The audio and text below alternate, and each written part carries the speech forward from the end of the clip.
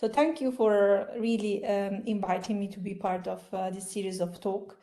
Actually, the title of my presentation, I was pondering if perhaps the right title would be Guardian and or Seller of the Eastern Christian Heritage, because as we will see, there are several points that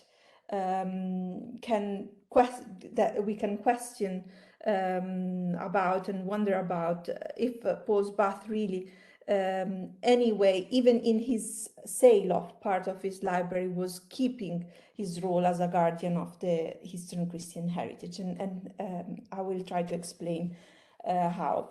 So actually today I would like to look not only at the activity of Sbath as a manuscript collector, and in particular at to the correspondence and archive material that that we have in possession, that tells us the story of how Sbath sold 776 Arabic manuscripts to the Vatican Library. But at the very end, I would like also to look at the activity of Sbath as a compiler of catalogues and as a scholar, to try to better understand how the sale of part of his collection can be any way framed as his role as a guardian of the Eastern Christian heritage in manuscript form. I would like just to introduce briefly the figure of Paul Sbath. As Firas mentioned, he was a Christian Catholic priest. He was born in Aleppo in 1887. The biographical information that we have about him actually comes from his own publication, because in the introductions, prefaces, and so on of both the catalogues and the published work that he did, he included many details about his own life, including names of family members, but also really his full career. So he mentions that he started collecting manuscripts in 1912, but then he moved to in Aleppo, but then he moved to Jerusalem in 1913, where he was teaching Syriac and Arabic at the Syrian Catholic Seminary in Jerusalem. His formation wasn't really the normal formation in terms of education as the elite, Christian elite in Aleppo. He actually studied in a monastery in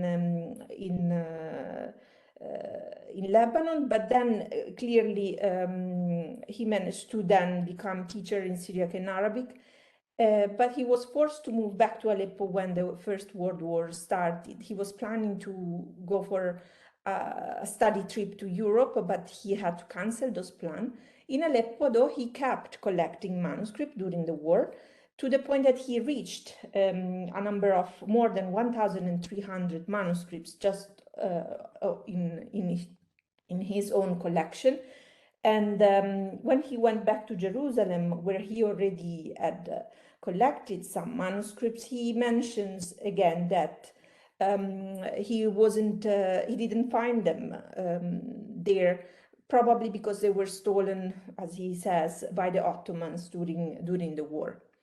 His activity as a scholar really starts in the 20s and 30s, when he moves to Cairo, where he becomes an active member of the Institut Français d'Archéologie Orientale and the Institut de Gite, and he starts to publish articles, studies, translations, and edited texts of the manuscripts that he collects.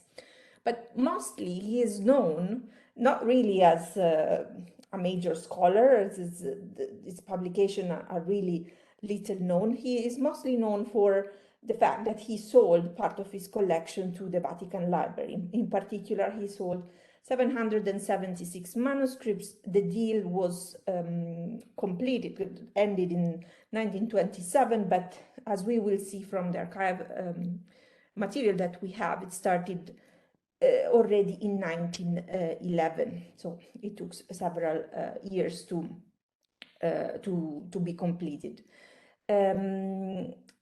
And despite the fact that he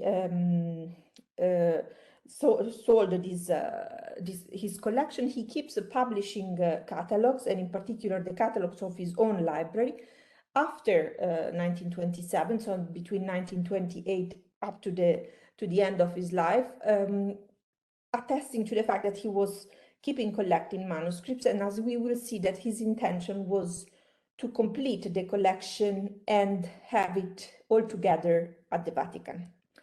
He dies of illness in 1946, and as we know, the remaining of his collection doesn't end at the Vatican, but was donated by his heirs to the George and Matilde Salem Foundation in Aleppo. His collection is now digitized and available in Hemol, the website, the portal that Feras was describing before, so the images are freely accessible. I also would like at this point to thank Feras for inviting me to this talk and sharing the post on Facebook, because family members of the Sbath family commented on the photos, and I'm looking very much forward to contacting them, because aside from this information that I get from the Sbath publication and the archive documents, I have very little knowledge of what else was Sbath background. And in those comments on Facebook, they were talking about other pictures that they have, and perhaps I can connect also some other family members and some other things. So I'm already grateful to be part of this series of talks, just because of this very small accident, let's say, that happened on Facebook, that somehow sometimes is a very resourceful good resource. So focusing a bit more on Paul Sbath's library and life, in a way, in a period that was really very much troubled in the Middle East, the end of the Ottoman Empire, the consolidation of mandates and protectorates, we see Paul Sbath moving across the region, in particular Aleppo, Jerusalem, and Cairo, in parallel to his collection that was displaced in these three places, and then eventually also Rome, and found his place of unification as a whole only in the printed catalog. So when Paul Sbath published the Bibliothèque des Manuscrits Paul Sbath, we could perhaps visualize a library containing the manuscripts, but this library never existed as a single place with all the books in that place. They were all scattered in different places. And to retrace the manuscript journey across this different collection, we have fortunately let's say, very precise work of the archivists at the Vatican that kept 85 archive documents at the Vatican Library, not at the Vatican Archives, where they keep all the documents that are related to the collections that are at the Vatican, including Sbath collection. And these documents are mostly correspondence between Sbath and the Cardinal Eugene Tisserand, that became a librarian at the Vatican Library in 1919. And what happens is that the letters that the Tisserand writes to any party involved in these conversations are always produced in 2 copies. So at the Vatican libraries, there is always a copy of the letters that he sends. So we have really the story of these interactions, both the letters that were received at the Vatican by Tisserand and the letters that then he sends in response to the other interlocutors and people involved in these transactions. In particular, because he doesn't like to talk directly to Paul Sbath. At the beginning, he doesn't trust him very much. He uses as an intermediary Joseph Elian Sarkis, a bookseller and also a scholar from Lebanon that was based in Cairo. And so we have 18 letters from Paul Sbath, 26 written by Tisserand and 16 by Sarkis. And then there are also other people involved that are mentioned or directly We have letters by them in the archives, in particular some letters from Tisserand to Giovanni Mercati, that was the previous head librarian at the Vatican Library, and to the Pope Pius XI. And then we will see, I will show you now some translation. Unfortunately, I did request the images of some of the letters from the Vatican because I wanted to show you some examples a few months ago, but the times it takes a long time to acquire those images. I hope I will get hand of some of them, so you will have to be satisfied and happy with the translation of some of these passages of this correspondence that I've selected. The correspondence is mostly written in French, but also some in Arabic and Italian. And I've just selected the few passages that can show us really the details of the characteristics of this sale, but in terms of both what could be interpreted as really just wanting money from selling manuscripts, against what could be seen instead as bigger vision of sending a library of manuscripts, a whole collection of manuscripts to the Vatican from the side of a Syrian Catholic priest from Aleppo, such as Paul Sbath. So the first letter that is kept in the archives at the Vatican is dated 20 March 1913, and from Sbath to Tisserand. From this letter, we already understand that he already knew Tisserand, and in fact, in a letter that later on Tisserand writes to the Pope, he mentions that he met Sbath in 1911 already. In this letter, we see already how Sbath tries to highlight the value of his own collection. He says, "For a long time, Europe has been exploiting our manuscripts, hence their rarity. For what remains, in fact, of manuscripts, the Orientals, enlightened on their current value, keep them jealously and refuse to sell them at any price, assured wherever they are that the value of the manuscript will increase further in the future. The rarity of the manuscripts with us, Orientals, and the obstinacy of people not to sell them justify, Reverend Father, the high cost with which I got to get them," so his own collection. In the same letter, though, he highlights that never as a Catholic priest I would consent to enrich the treasures of the libraries of the Protestants or the atheists. And that is why, Reverend Father, when I decided to sell my manuscripts, I turned to the Vatican, of which I remained a submissive and devoted child. Already from this first letter, we can see two sides of the medal, we say in Italian, due lati della medaglia. So on one hand, Sbath wants to earn some money from this transaction because it costed him a lot of effort and also money to acquire and consolidate his library. But at the same time, he really wants to sell this collection to the Vatican because he is a Catholic priest and sees the Vatican as the representative, of course, of his faith. But not only that, he sees it also at the heart of Europe. And as a scholar, for him to establish himself as a scholar, it would be of greatest interest to his prestige to have his own collection at the Vatican Library on his own terms.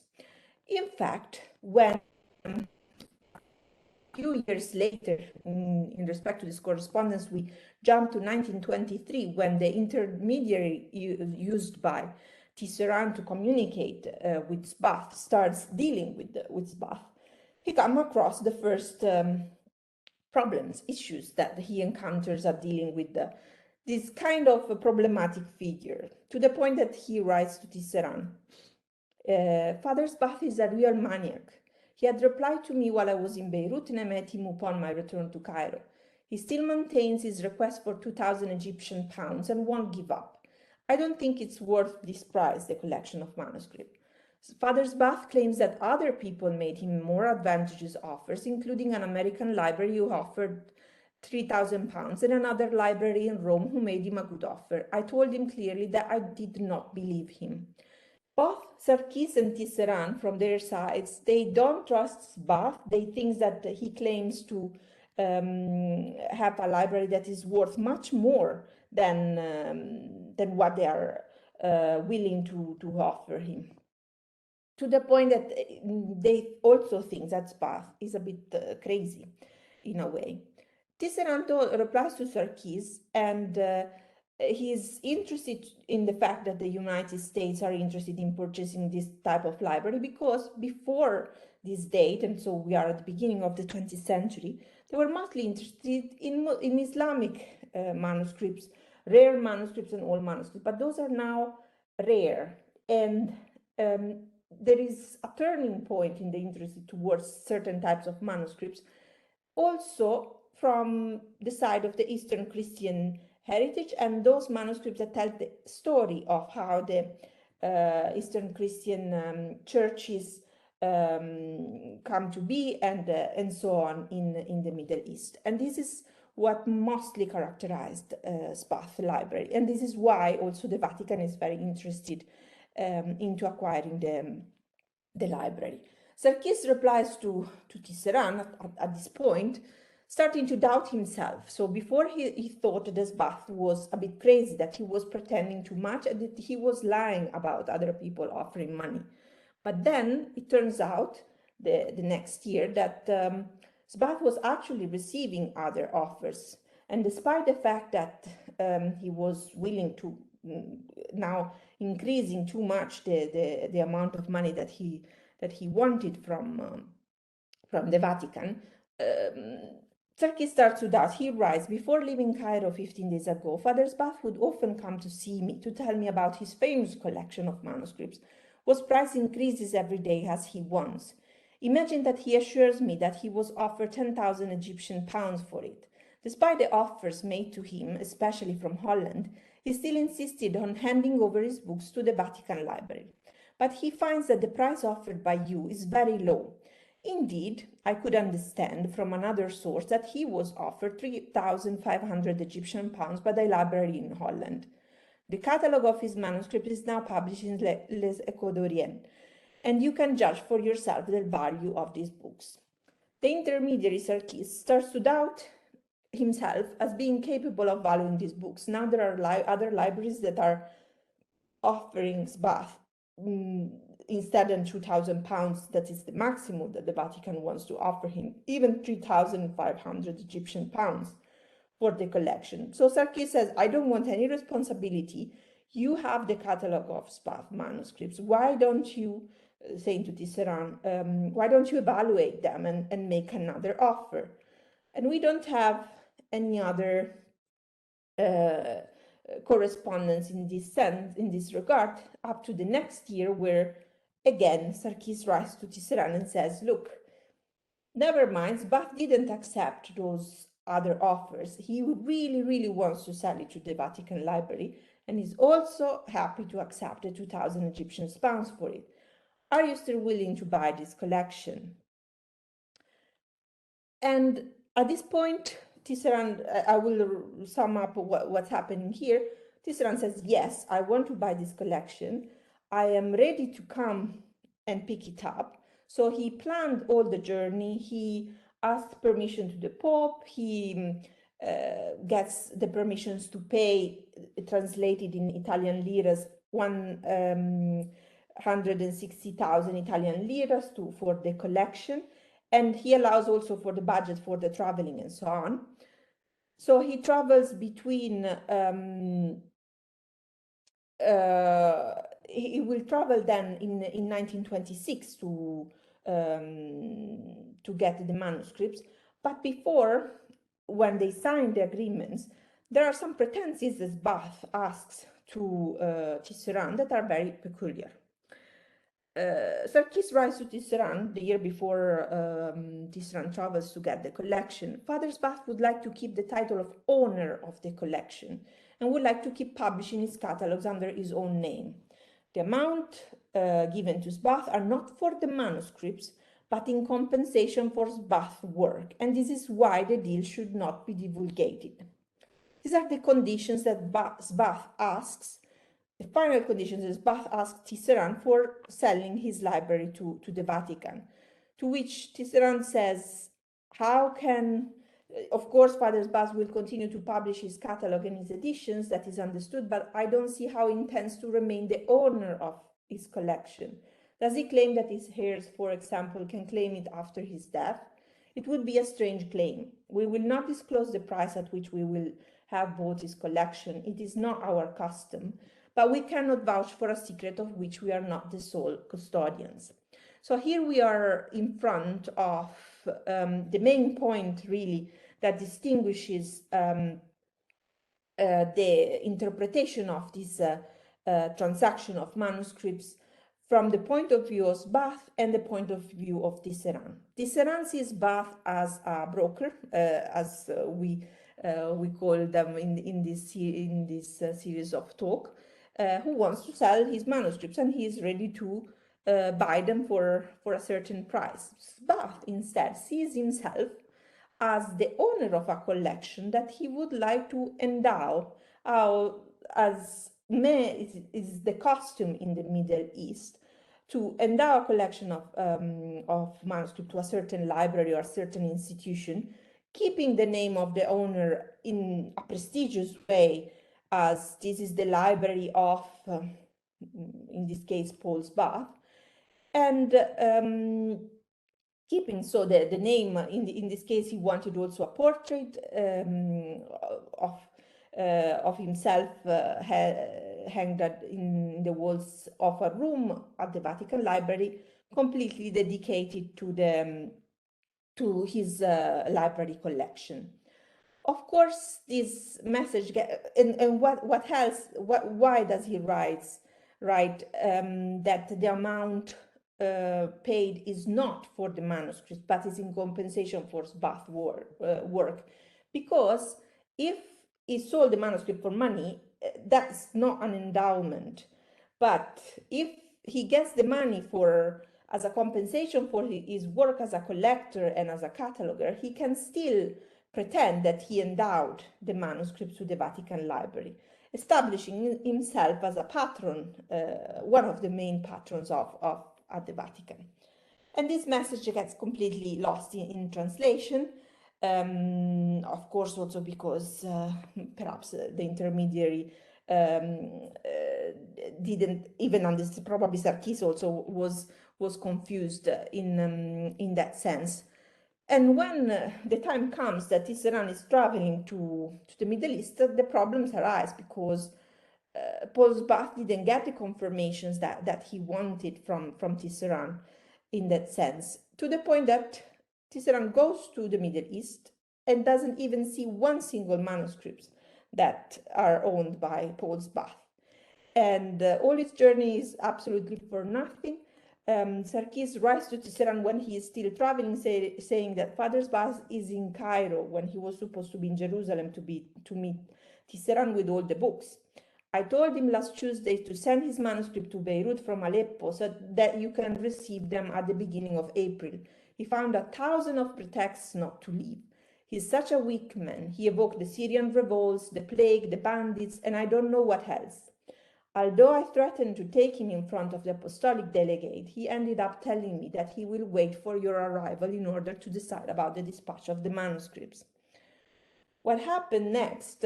We got to know all the details of what happened next from a letter that Tisserand had to write to the Pope himself, saying, yes, I went all the way to the Middle East and I came back with nothing. Why? Because Sbath is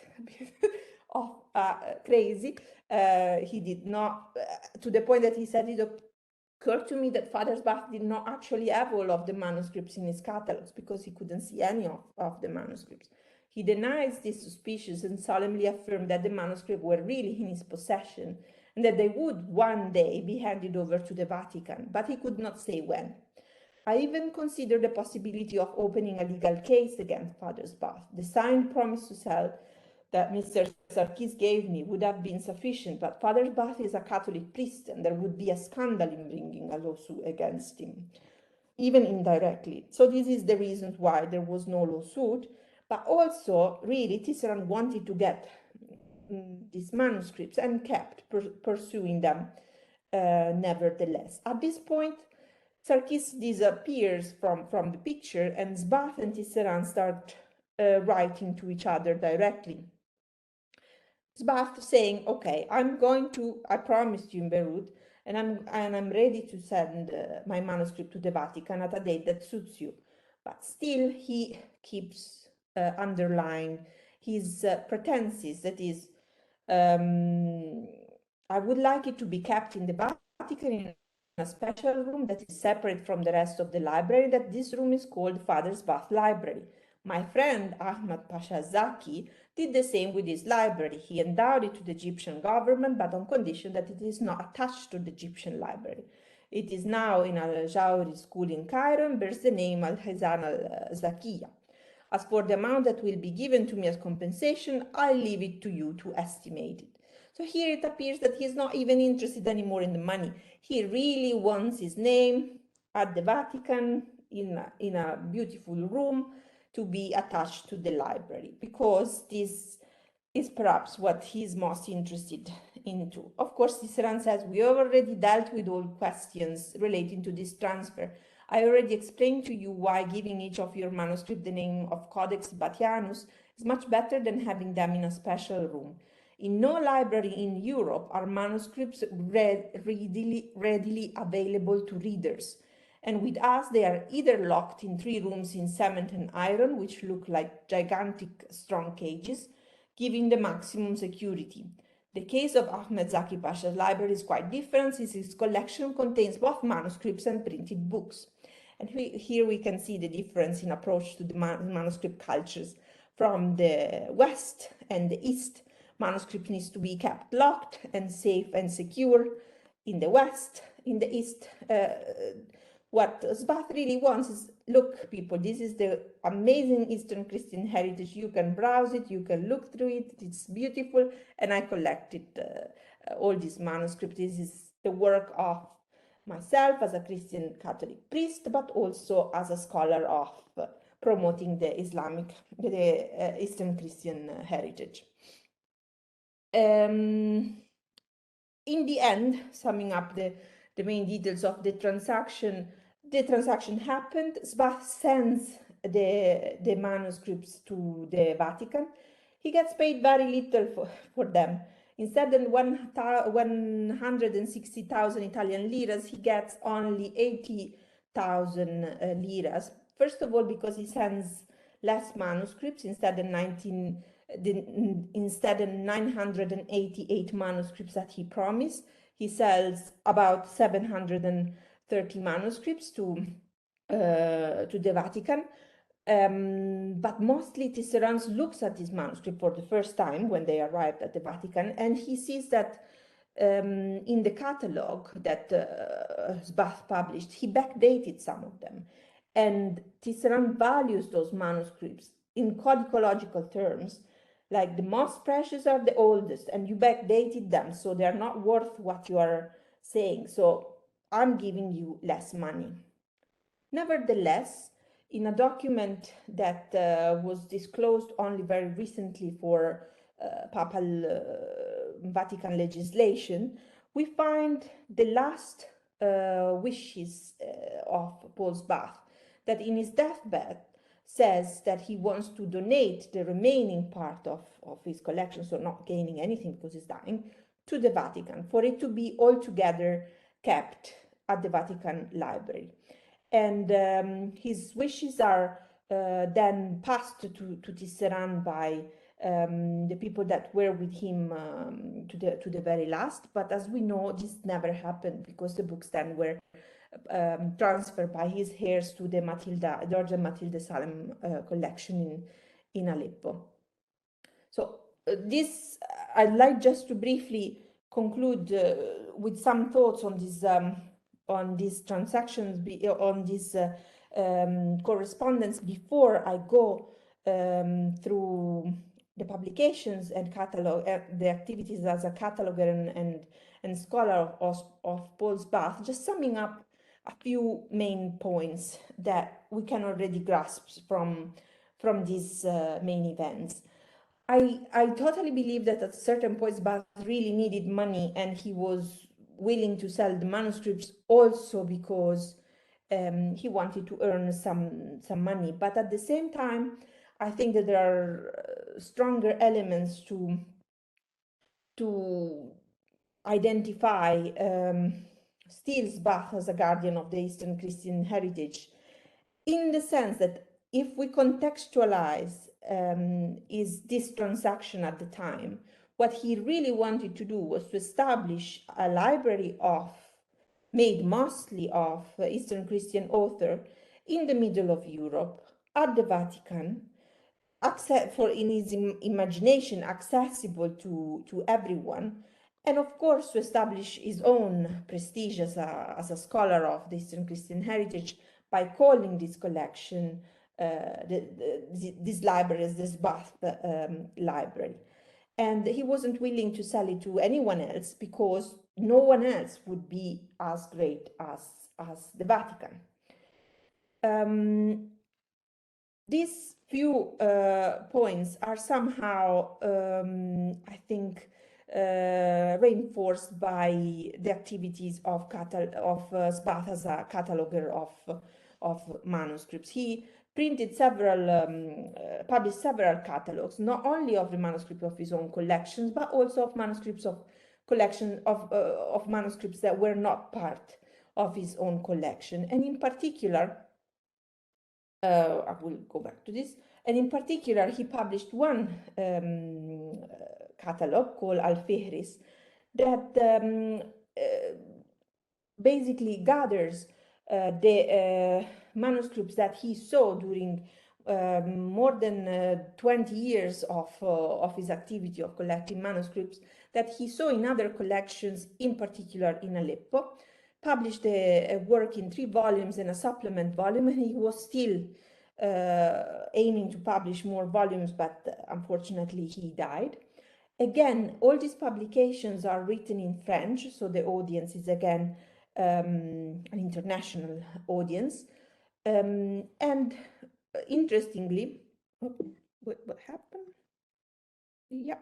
Interestingly, this work is arranged as a bio-bibliographical work. So we find the name of the authors in Arabic with for each author the titles that of works that are belong to those authors, and the copies that he saw of these titles around the collections of the various owners that he consulted. Here, for example, this title, the first title, Risala fi Ma'an, and so on, belonged, he saw one copy is in the collection of Morcos, Salib, and also his own collection. So he also owned a copy of that particular title. He mentions 103 owners, and at the end of, in an index that he includes in the Fihris, he really describes all the owners in terms of their names, but also profession, religion, and place of residence. For a total included in the Fihrist, it appears that he consulted or he saw 6,706 titles. So not manuscripts, because he lists the titles, which are basically the risala or the items included in a manuscript, but these are the titles that he basically came across during these 27 years of work.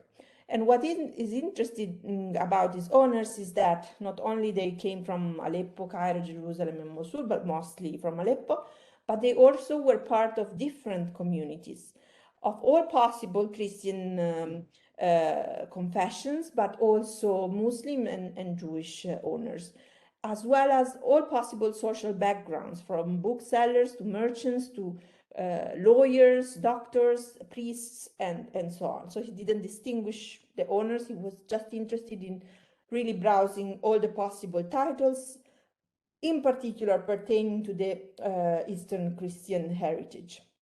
And just one note, some people doubted the existence of these manuscripts in reality, basically assuming that the Sbath made up a bit these titles, just because the number of manuscripts is really astonishing.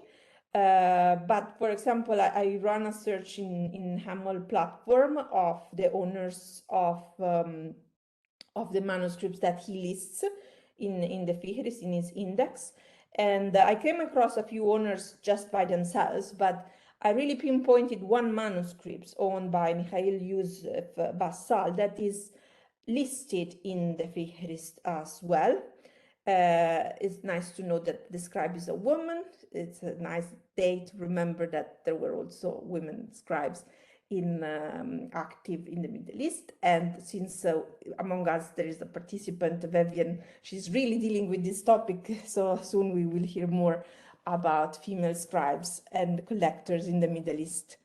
Going back to the presentation, sorry.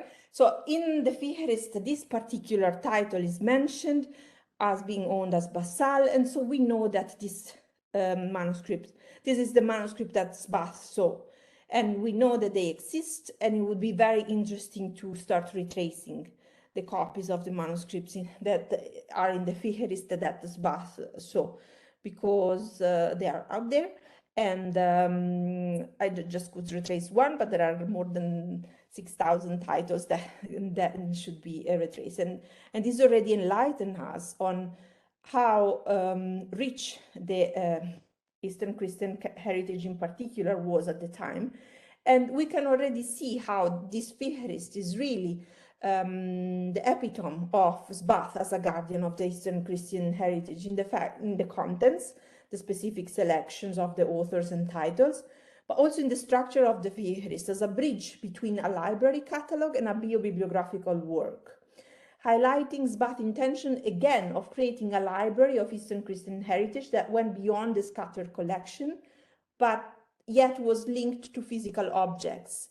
And this is exactly what he did with his own library catalog. The Bibliothèque de Manuscript Paul Sbath was referring to manuscripts that were in Aleppo, Jerusalem, Cairo, and Rome, but in one catalog they were all together, representing his own library. Here in the Fihrist is the next step. These are physical objects that he saw, but in the catalog they acquire this dimension as a library of the Eastern Christian heritage that he wants to present in French to the international audience that he is addressing to. And of course, it's also a nice point that he went beyond religious affiliations, social professions, and so on, for the sake of creating this library in the form of a catalog. In conclusion, just to go very briefly over Sbath's activity as a scholar, he was also publishing articles on the manuscripts he collected.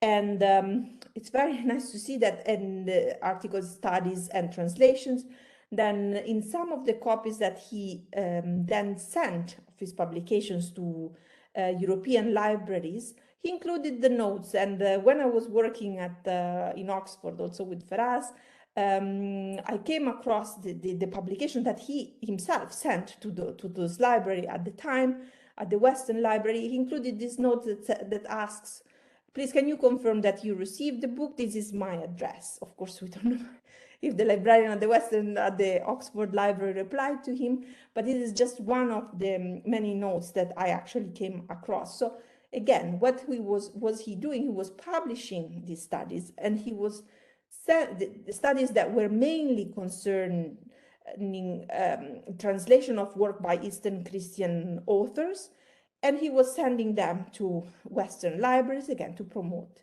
this heritage. Sometimes, though, his attempts were a bit going too far. So one of his translation of the work of Elia Metropolitano, he dedicated it to the dictator Benito Mussolini, making a very big statement at the beginning of this dedication, because at the time in 1936, he believed that